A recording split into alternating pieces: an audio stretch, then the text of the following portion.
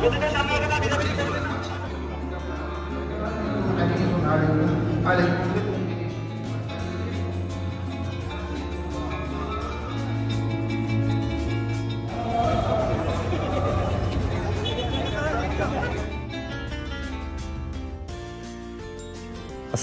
আলাইকুম।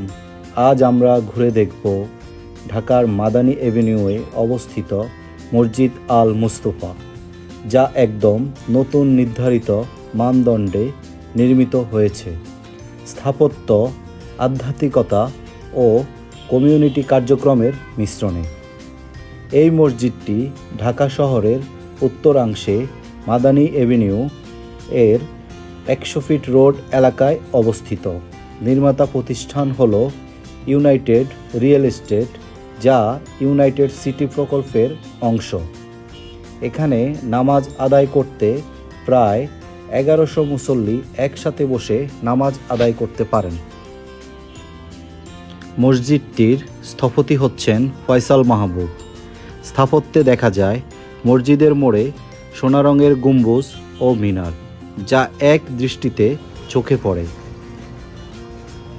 অভ্যন্তরে প্রাকৃতিক আলো প্রবেশ করার জন্য বিশেষ পরিকল্পনা হয়েছে।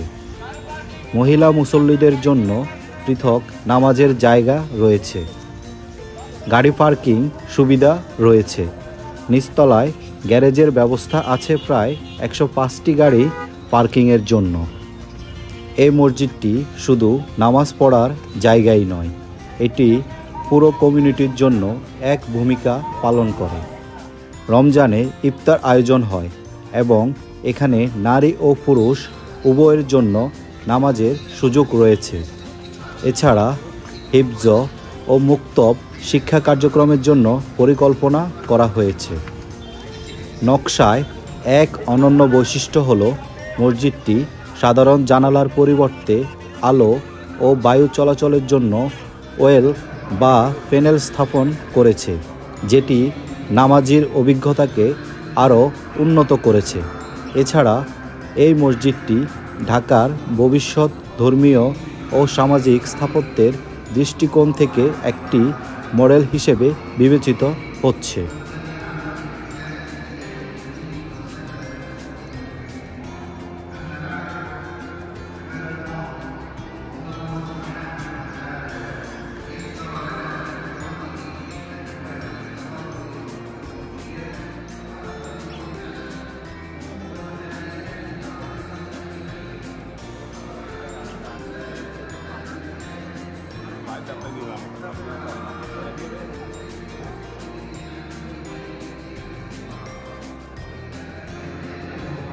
শেষমেশ বলতে হয়, মসজিদ আল মুস্তফা হচ্ছে শুধু একটি নামাজের স্থান নয়, এটি একটি আধ্যাত্মিক অভিজ্ঞতা, যেখানে স্থাপত্য, শুভখবর ও কমিউনিটি একসাথে গড়ে উঠেছে।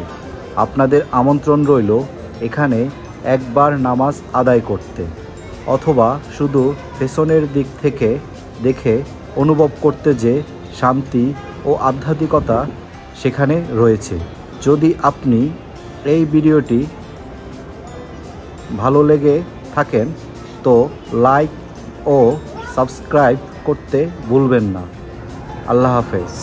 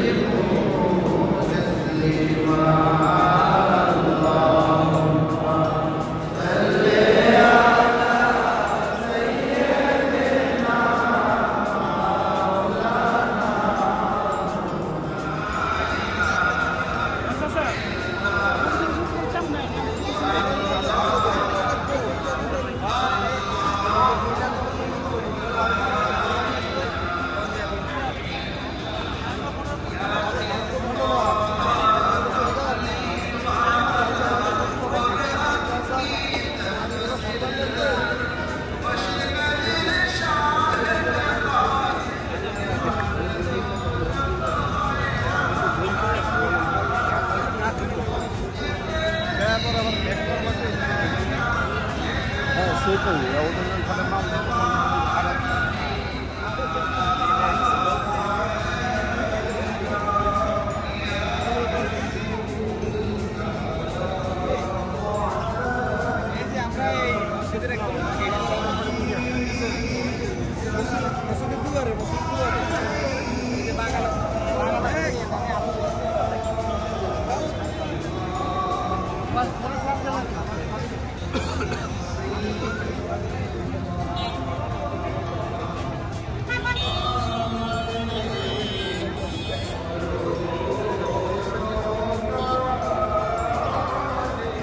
ভালোই